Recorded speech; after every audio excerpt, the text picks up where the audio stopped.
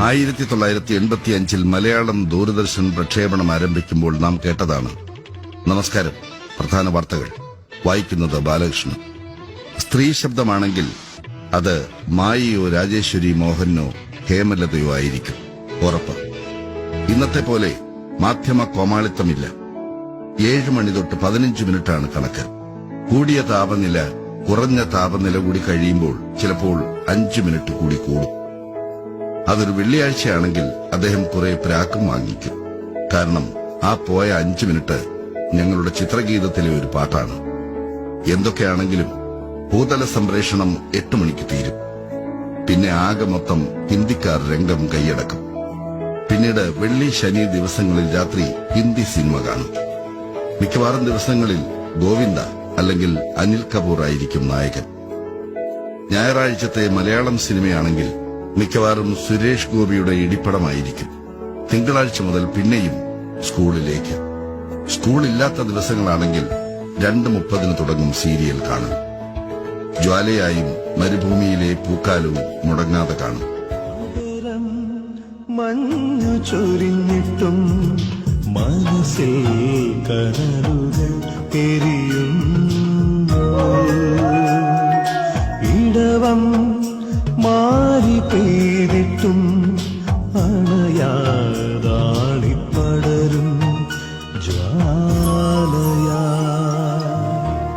ബുധൻ വ്യാഴം ദിവസങ്ങളിൽ വൈകുന്നേരം അധിക നേരമുള്ള കളിയില്ല. കാരണം മധുമോഹന്റെ മാനസി കാണാൻ പോണം. ഓൻ അക്കാലത്തെ ഒരു പുലി തന്നെയായിരുന്നു. പിന്നെ ഒരിക്കലും നഷ്ടപ്പെടുത്താത്ത ഒരു പരിപാടിയായിരുന്നു ആഴ്ചയിൽ ഒരു ദിവസമുള്ള തിരനോട്ടം.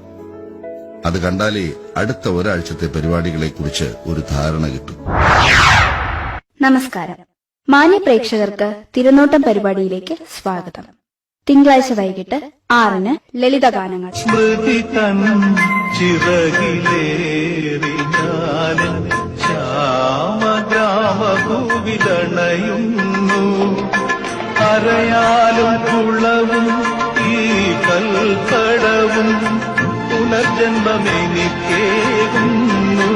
ഞാൻ എന്റെ ബാല്യത്തിൻ തീരത്ത് നിൽക്കുന്നു.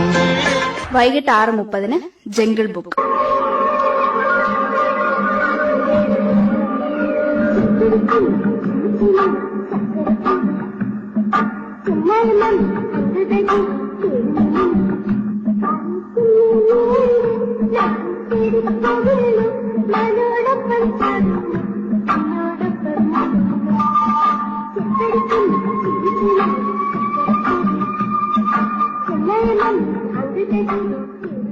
പിന്നെ എല്ലാ കാലത്തും ഏത് നേരത്ത് വേണമെങ്കിലും വരാവുന്ന ഒരു പരിപാടിയായിരുന്നു മഴവില്ലഴകുമായി എത്തുന്ന തടസ്സം നേരിട്ടതിൽ ഖേദിക്കുന്നു എന്ന വാചകം.